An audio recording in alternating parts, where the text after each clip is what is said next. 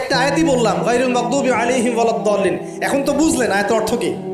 আল্লাহর রাসূল আমাদেরকে বলছেন তোমরা ইহুদিদের পথ অনুসরণ করো না, তোমরা নাসারাদের পথ অনুসরণ করো না। কিন্তু বাস্তবতা হচ্ছে আমার সব ক্ষেত্রেই ওদের আদর্শেই চলছে না?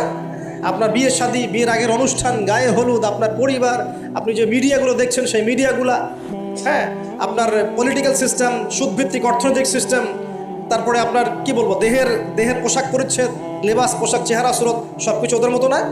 আমি তো দেখালাম এমনকি বাথরুমের কমোড পর্যন্ত ওদের মতোই, তাই না? তো এখন এই একটা আয়াত বুঝলেই আপনি বুঝতে পারছেন যে আসলে সব তো উল্টা চলছে। এখন যদি পুরো কোরআনটা বুঝতে পারি, পুরো কোরআনের ৬,২৩৬টা আয়াতই বুঝতে পারি, তাহলে এই সমাজটা পরিবর্তন হতে সময় লাগবে? এই কারণেই তো কোরআন থেকে দূরে সরানোর জন্য এত পায়তারা চলছে। মানুষ চাচ্ছে, এক শ্রেণীর মানুষ চাচ্ছে বিশ্বের যে মুসলিমরা যেন কোরআন থেকে দূরে সরে যায়।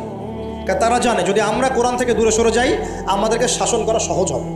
ওই পশ্চিমারা আমাদেরকে শাসন সহজেই করতে পারবে।